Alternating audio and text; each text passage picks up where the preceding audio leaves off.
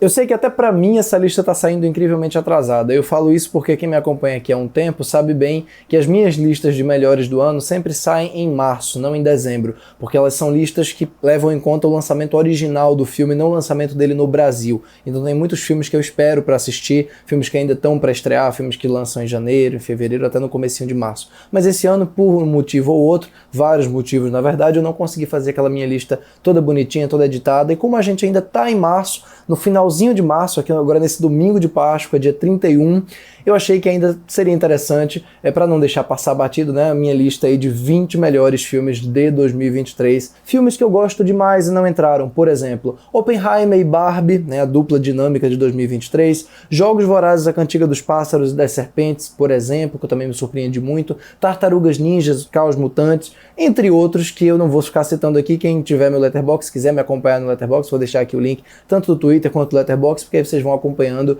mas quem não me acompanha já nessas redes sociais, antes de começar a lista, evidentemente, não se esqueça, você que ainda não segue o canal, se inscreva aqui embaixo, deixa o seu like aí também, porque isso ajuda muito o canal a crescer e o YouTube a recomendar o vídeo para outras pessoas, e também, claro, não se esqueça de deixar o sininho das notificações que tem aqui embaixo ativado para receber notificações quando a gente postar vídeos novos aqui. Em 20º lugar, Suzume, do Makoto Shinkai, que é o mesmo diretor daquele filme muito aclamado Your Name, que eu particularmente não sou tão fã assim. Esse aqui realmente me surpreendeu um bocado, vindo do Makoto Shinkai, porque é um filme narrativamente muito envolvente, mas muito envolvente mesmo, dessa personagem fechando, tentando fechar os vários portais que vão abrindo, e ainda que ele pareça dramaticamente um pouco repetitivo, a cada portal, a cada sequência de ação gigantesca que você nunca sabe aonde vai transcorrer e como vai ser resolvida, a gente tem uma palpitação emocional diferente. Não só me encantou muito visualmente, como emocionalmente eu me apeguei muito mais à história do que eu imaginava a princípio. Muito bacana o Suzume, eu realmente queria que ele tivesse sido indicado ao Oscar de animação, infelizmente ele acabou ficando de fora. Em 19º lugar, Saltburn, da Emerald Fennell, um filme que foi incrivelmente divisivo e que, na verdade, por ter crescido muito nas redes sociais, por ter ganhado um buzz muito grande, especialmente ali no final de dezembro, quando ele entrou no catálogo do Prime Video aqui no Brasil, aí ele gerou também um ranço natural de todo filme que é muito badalado, que é muito comentado, né? Muita gente acaba nem assistindo ou não comentando tanto. Bom, eu gosto muito do trabalho da Emerald Fennell, tanto no Bela Vingança, o filme anterior dela, igualmente muito divisivo, quanto aqui no Saltburn, que ao contrário do Bela Vingança foi completamente esnobado na maior parte das premiações, entrou em algumas, mas no Oscar foi zerado de indicações. Eu acho muito bacana como a Emerald Fennell faz um filme que é ao mesmo tempo muito escandaloso e muito cínico, mas que tem referências clássicas muito evidentes, né? É um filme que tem uma suntuosidade visual que ele gosta de chamar a atenção o tempo inteiro, mas ao mesmo tempo funciona bem do ponto de vista dramático, funciona bem como um engajamento nessa história de desejo. Eu acho que é, antes de qualquer coisa, uma história sobre desejo que faz a gente sentir sensorialmente esse desejo do personagem. Ainda que ele tenha assim algumas irregularidades, no geral eu acho um filme muito bonito e muito envolvente também. Em 18º lugar, Pobres Criaturas, do Yorgos Lanthimos, um filme que para mim continua na toada muito positiva do Yorgos Lanthimos, desde que ele deixou um pouco aquela tendência do choque da ideia bizarrinha, da ideia grotesca que ele tinha nos primeiros filmes dele, como Alpes, Dente Canino, né? Aqui ele continua naquela vibe do A Favorita, de fazer uma comédia estilizada, né, a partir de uma situação que vai lidar especialmente com o empoderamento feminino. E ainda que o texto do filme seja bem óbvio, aliás, seja bem dito, né, é um filme muito verborrágico, que coloca todas as ideias dele na mesa, ele faz isso de uma maneira muito mais em função da comédia, em função do senso de humor e da estilização desse ambiente, desse universo que ele cria. E é um universo fascinante. É um universo que está todo transbordando ali na tela através da direção de arte espetacular e da interpretação vencedora do Oscar da Emma Stone, que está, na minha opinião, no melhor papel da carreira dela. Realmente gostei muito do Pobres Criaturas. Em 17º lugar, Propriedade, do Daniel Bandeira, que é para mim um dos melhores filmes de gênero do cinema brasileiro dos últimos tempos, principalmente porque ele consegue conciliar uma ideia de comentário social muito evidente, que para muita gente pode parecer uma desumanização, mas que para mim na verdade é uma humanização, porque ele lida muito bem com os conflitos, é um filme incrivelmente pessimista, então ele consegue conciliar isso com um lado mais frontal, mais direto, mais violento, mais brutal e mais imediato de um filme de suspense, de situação. Ele faz muito bem o que ele se propõe, é muito, muito bem filmado, tem excelentes interpretações de praticamente todo o elenco e tá sempre surpreendendo a gente, tá sempre indo um degrau além do que você espera. Em 16º lugar, The Iron Claw, ou Garra de Ferro, dirigido pelo Sean Durkin, que é um diretor, diga-se de passagem, que eu estou prestando atenção cada vez mais. Eu gostei muito daquele filme dele, O Refúgio, e gostei também da série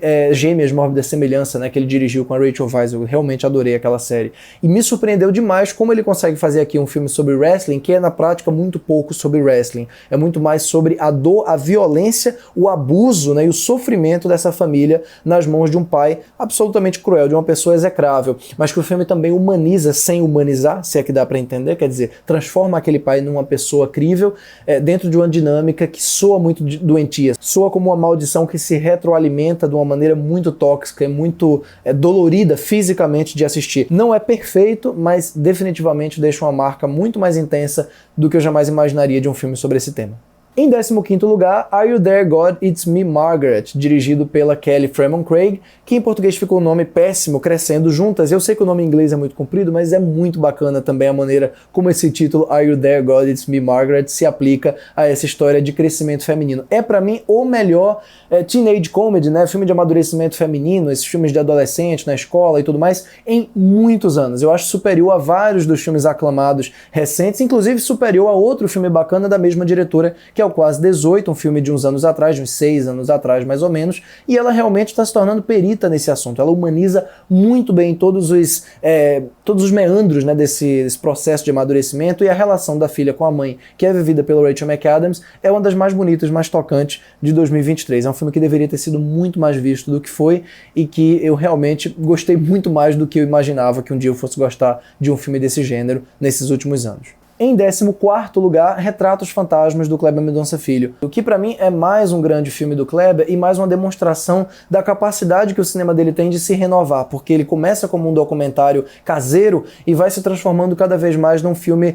que mitifica a cidade do Recife e ao mesmo tempo consegue fazer da nostalgia muito possibilitadora do ponto de vista temático. É um filme que fala sobre muitas coisas sem parecer que está o tempo inteiro mudando de assunto. Ele dá uma unidade visual muito interessante também a uma narrativa que está sempre se desmembrando do documentário clássico para o documentário de registro, para o filme de ficção, né? Eu gosto muito dessa renovação, gosto muito das ideias propostas pelo filme e acho ele muito, muito emocionante também. Em 13º lugar, A Fire, do Christian Petzold. O Christian Petzold é um desses diretores que não tem filme ruim na carreira, pelo menos até aqui. Aliás, não só ele não tem filme ruim, como ele só tem filme de muito bom pra cima. E olha que esse daqui não tá nem entre os 2 ou 3 mais extraordinários dele, e mesmo assim é um filmaço. É talvez o mais sombrio, ou pelo menos o que desperta uma sensação mais dark dos que eu já vi da carreira dele até aqui, porque começa como um filme de férias do Eric Romer, daqueles bons, muito bons do Eric Romer, e vai se transformando cada vez mais numa narrativa mais complicada do que parece. É um filme que está sempre assombrado por alguma coisa, e essa coisa ambiental vai se manifestando de uma maneira muito mais sutil do que você espera na própria dinâmica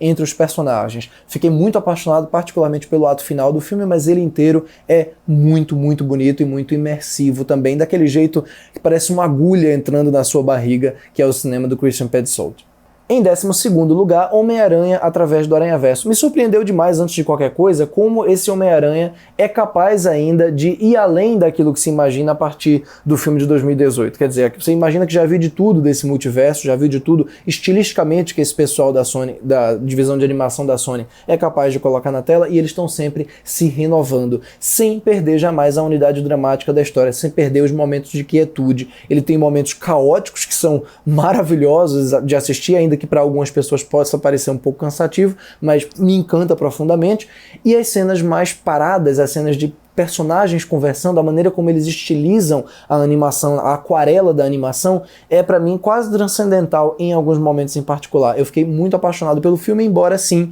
ele seja um filme pela metade, ele acabe no meio do caminho. Em 11º lugar, O Menino e a Garça, do Hayao Miyazaki. Aliás, uma briga de foice aqui no Oscar de animação entre o Aranhaverso e esse filme aqui do Miyazaki. Que tudo bem, não tá, na minha opinião, entre os 3 mais maravilhosos da carreira do Miyazaki. Ele é um filme menos emocionalmente engajante do que alguns dos outros mais célebres dele, como A Viagem de Chihiro, Meu Amigo Totoro, Princesa Mononoke, O Castelo Animado, mas é igualmente imaginativo visualmente e tem também um trabalho de virada, né, do realismo para a fantasia fantasia que eu acho muito bem calculado. É um filme que tem uma primeira metade bem mais pé no chão e que quando vira a chave para a fantasia, se transforma em mundos diferentes que você perde completamente a noção geográfica e ele explora cada vez mais, a cada cena, as possibilidades de criação daquele universo. Ele é um filme muito ilimitado do ponto de vista de criação de universo. Isso me pegou muito no filme do Miyazaki, mais do que em qualquer outro filme dele nesse sentido em particular, ainda que ele não seja tão redondo quanto muita gente esperaria de uma obra dele, mas aparentemente é o último filme do Miyazaki, então se for de fato,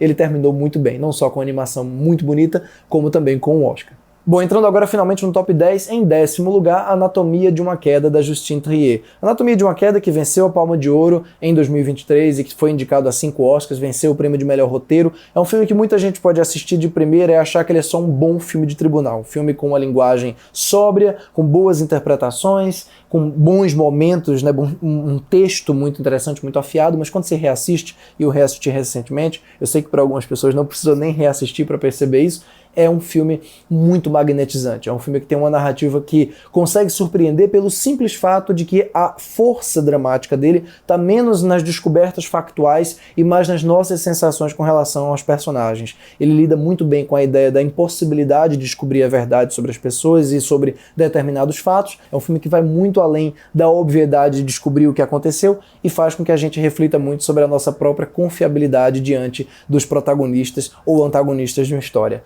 Adorei Anatomia de uma Queda de verdade, principalmente na revisão. Em 9º lugar, Godzilla Minus One, do Takeshi Yamazaki, que na verdade, assim, muita gente tem dito é o melhor Godzilla de todos os tempos. Bom, se é o melhor de todos os tempos, fica difícil, assim, a gente atestar, porque o Godzilla de 54 é extraordinário também, e o Shin Godzilla de 2016, também um filme japonês, assim como o filme de 54, é formidável e muito assombroso, assim como esse filme aqui. Mas certamente, de todos os que eu assisti no cinema, foi a experiência mais impactante que eu tive dentro de um filme de kaiju, porque é um filme assombroso, é um filme lindo de assistir, é um filme envolvente dramaticamente e é um filme também em determinados momentos assustador e incrivelmente tenso. Ele faz absolutamente tudo certo no que tange a essa ideia da grandiosidade do monstro em relação à pequeneza da humanidade, a sensação que ele dá de apocalipse, de fim do mundo, de desespero, é muito palpável, muito mais do que em qualquer outro filme que eu tenha visto desse gênero, mais até do que no Shin Godzilla, e tem um final que abre um espaço para outros, mas que na prática eu espero realmente que eles fiquem por aqui, porque é uma narrativa muito fechada, muito perfeita dentro daquilo que ela se propõe a ser. Eu mal posso esperar para começar a assistir aos outros filmes do diretor, porque eu não conhecia o trabalho dele e só por esse filme já é realmente um colosso. Em 8º lugar, Ferrari, dirigido pelo Michael Mann, que é um dos maiores diretores de ação de todos os tempos, um dos grandes diretores do cinema americano, um dos diretores mais influentes que existem no cinema americano, e que aqui retorna com toda a velocidade e força dele, sem trocadilho. Eu digo isso porque é um filme que concilia, que sobrepõe, na verdade, a trama de ação, no caso a parte das corridas, com a parte emocional dos personagens. Ele transforma os rostos em paisagens e as paisagens em rostos e consegue fazer com que toda a narrativa política, ou pelo menos toda a narrativa política emocional do protagonista, interpretado muito bem pelo Adam Driver, e da co-protagonista dele, interpretada pela Penélope Cruz, ambos muito esnobados na temporada de premiações, especialmente ela, ele faz com que isso funcione como uma corrida a toda velocidade também. Ele tem um ato final estupendo e é mais um grande filme na carreira formidável do Michael Mann. Em 7º lugar, Tia Virgínia, do Fábio Meira, que é um filme que eu vi no Festival de Gramado e fiquei profundamente apaixonado por ele desde então. Quando eu revi nos cinemas, em novembro, quando ele finalmente estreou, eu gostei ainda mais. É um filme lindíssimo sobre família, sobre um Natal em família, que parece um filme do Bergman, mas ao mesmo tempo parece uma homenagem ao Nelson Rodrigues e que tem uma personalidade muito própria. Ele jamais parece uma imitação de qualquer uma dessas coisas. É um filme que tem um crescendo emocional muito bem controlado, uma construção de personagens fabulosa, especialmente da protagonista vivida pela Vera Holtz, mas também das coadjuvantes vividas maravilhosamente pela Arlette Salles e pela Luísa Cardoso, e que consegue trabalhar pontos de vista diferentes de uma mesma situação que permitem inúmeros debates depois da sessão. É um filme que tem muita coisa a se conversar, tem uma direção de arte irretocável e um trabalho de escolha musical também absolutamente inesquecível. Tem um final memorável que eu tenho certeza que quem quer que assista não vai esquecer nem tão cedo do grande segredo da personagem da Vera Holtz. É um filme maravilhoso, um dos grandes filmes nacionais aí dos últimos anos, Tia Virgínia.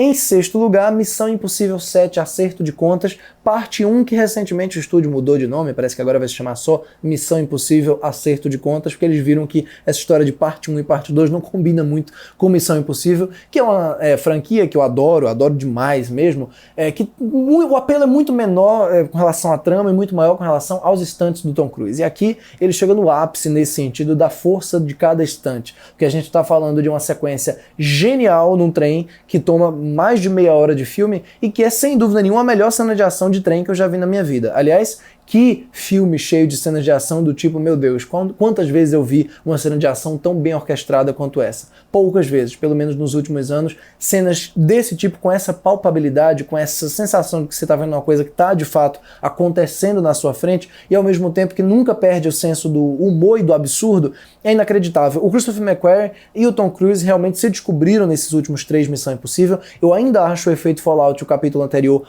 mais perfeito do que esse filme, mas em impacto ele é realmente um negócio de outro mundo, especialmente nessa sequência do trem, mas nas outras cenas, na cena da moto, que ficou muito famosa nos vídeos promocionais do filme, e na cena de perseguição de carro, que é também inesquecível. É de uma elegância extraordinária, mal posso esperar para ver a parte 2 ou o filme sem título ainda, o Missão Impossível 8, que deve ser lançado em junho de 2025. Em quinto lugar, outro filme de ação absolutamente extraordinário, que é o John Wick 4, Baba Yaga, do Chad Stahelski, que é sem dúvida nenhuma o maior coreógrafo de cena de luta do cinema americano atual. E aqui ele faz um filme quase conceitual nas cenas de ação dele. Se no John Wick 2 e 3 ele já tinha uma coisa absurda dos cenários serem espécie de fases, né, de um gameplay, aqui a coisa é elevada ao cubo, porque as situações realmente parecem limpas e prontas para uma cena de ação inacreditável. E ele faz isso ao longo de 2 horas e 45, quase 3 horas, de um jeito muito bonito e muito elegante. É um filme visualmente embasbacante, a fotografia do Denzel Austin é uma das melhores fotografias do cinema dos últimos anos, é linda de morrer mesmo, e as coreografias de luta são inacreditáveis. Realmente é um filme que vence você pelo cansaço no bom sentido, porque quando você acha que a cena não vai conseguir ir mais longe, ela vai, e aí você aceita e vai junto com o filme. Em quarto lugar, Zona de Interesse, do Jonathan Glazer. Jonathan Glazer, já falei outras vezes aqui, é um dos meus cineastas favoritos de todos os tempos, porque ele tem uma obra de 4 filmes e os 4 são maravilhosos, sendo que os 2 últimos são obras-primas transcendentais, e esse daqui não é diferente. É um filme que passa o tempo inteiro a sensação de que você está diante de um abismo moral, de uma escuridão completa, e ele tem tanta consciência disso que ele já abre o filme com o nome, né, do Zona de Interesse e a escuridão, o preto completo, absoluto, enquanto você escuta aquela trilha sonora do Mika Levi que parece uma coisa que vem do inferno, que vem diretamente do inferno, e quando ele abre para aquela paisagem linda, para aquela coisa etérea, para aquele jardim, né, espetacular da família Ross, a família nazista, né, que a gente acompanha ao longo dessa 1h30 tortuosa, muito difícil, muito cruel de se assistir, aquele contraste soa ainda mais impactante do que se ele mostrasse qualquer coisa. É um exercício formal impressionante, é um filme de montagem complicadíssima, de um trabalho de som formidável que o Oscar, felizmente, premiou com muita justiça, e é mais um filmaço, mais um filme espetacular desse diretor que, se fizer um filme por década e continuar nessa toada, vai se tornar realmente um dos grandes de todos os tempos para todo mundo, não só para mim. Em terceiro lugar, May December, ou Segredos de um Escândalo, do Todd Haynes, que é um filme quase mágico, na minha opinião, pela maneira como ele consegue conciliar diferentes tradições, diferentes vertentes estilísticas, sem fazer em momento nenhum parecer que ele está fazendo esforço para isso. Ele consegue essa mágica através das interpretações fabulosas da Julianne Moore, da Natalie Portman e também do Charles Melton, os 3 amplamente esnobados na fase de prêmios maiores da indústria, especialmente no Oscar, e ele consegue também lidar com um tema muito pesado, com um senso de humor camp que não tem vergonha em momento nenhum de ser meio exagerado, de ser meio novelesco. Eu não tenho certeza até que ponto Todd Haynes queria realmente fazer isso, mas o que importa é que está na tela um filme que ao mesmo tempo, tem uma vibe ao mesmo tempo de thriller dos anos 90, que tem uma vibe de melodrama do Douglas Sirk, que tem uma vibe de filme de drama psicológico do Bergman, que tem uma vibe almodovariana, que tem várias tradições distintas, e tudo isso em 1h45, 1h50, muito fechadinha, muito bem resolvida, que acaba e você fica querendo ver mais daqueles personagens. É um filme muito mais profundo também do que parece e que discute muito bem a ideia de recortes de uma realidade, diferentes recortes que a gente tem dela, e assim como na Anatomia de uma Queda, da dificuldade da gente conhecer de fato as pessoas. Em segundo lugar, o Fechar os Olhos, Cerrar los Ojos, dirigido pelo Vito Erice, que dirigiu um dos filmes mais lindos de todos os tempos, um filme da década de 70 chamado chamado O Espírito da Colmeia, que quem não assistiu, eu recomendo profundamente que assista, com a Anna Torrent, que está de volta aqui nesse filme lindíssimo dele, que é um dos filmes sobre cinema mais espetaculares que eu vi em todos os tempos, eu diria, porque a maneira como ele lida com a memória, com os olhares a partir da ideia da imagem, da magia do cinema, sem parecer uma coisa clichê, sem parecer uma coisa óbvia de vamos se emocionar com o filme, ele vai muito, muito além disso. É um filme que começa como um mistério e vai cada vez mais se transformando num drama sobre pessoas tentando se conectar umas com as outras. E a maneira como esse cara filma dois personagens se olhando é transcendental, é absolutamente fabuloso, lindo mesmo. O filme inteiro é lindo, mas o terceiro ato dele está entre as coisas mais emocionantes e singelas que eu assisti aí nessa década de 2020 até aqui. E em primeiríssimo lugar, Assassinos da Lua das Flores, do Martin Scorsese. É a segunda vez seguida que o Scorsese faz o meu filme favorito, ou um dos meus 2 filmes favoritos do ano, porque o Irlandês, em retrospecto, eu acho que é de fato o meu filme favorito de 2019 e um dos meus filmes favoritos da filmografia do Scorsese. E esse daqui, protagonizado pelo Leonardo DiCaprio, no melhor papel da carreira dele, na minha opinião, pela Lily Gladstone, que deveria ter vencido o Oscar de melhor atriz, e pelo Robert De Niro, também num dos grandes papéis da carreira dele, entrou na lista, sei lá, do top 4 ou 5 da filmografia espetacular do Scorsese. É um filme que tem total consciência do lugar de fala dele e que ao mesmo tempo dá voz àqueles que nunca tiveram essa voz tão gigantesca, de tamanho alcance que o Scorsese consegue proporcionar. É um filme de 3 horas e 20 que se comporta, se movimenta com uma cadência impecável, em que você se envolve gradualmente com a situação, ele consegue dar o tempo necessário para cada um dos assassinatos, para cada uma das situações, e ao mesmo tempo ele nunca se repete. Ele está sempre crescendo e está sempre crescendo, e crescendo numa linha, numa toada decrescente, quer dizer, é um filme gradativamente mais melancólico. Ele começa relativamente épico na escala, e à medida que ele vai passando, à medida que ele vai chegando na hora final da investigação, que acaba sendo o centro da história aqui, ele termina se concentrando em cenários fechados, se concentrando na força das interpretações. Então é um épico ao contrário, tem uma inteligência emocional e visual inacreditável. É um filme lindo, lindo. E é isso, gente. Eu espero que vocês tenham curtido essa minha lista. Coloquem aqui embaixo nos comentários o que vocês acharam da lista, a lista pessoal de vocês também. Lembrando que lista é sempre assim, é uma coisa... como é que você colocou o filme tal na frente do outro? Enfim, é sempre desse jeito, não tem muito pra onde. Essa é a graça, né? Afinal de contas, senão a gente não veria a lista dos outros se fosse pra ter apenas um respaldo da nossa própria lista. É isso, um grande abraço pra todos, até a próxima. Tchau, tchau.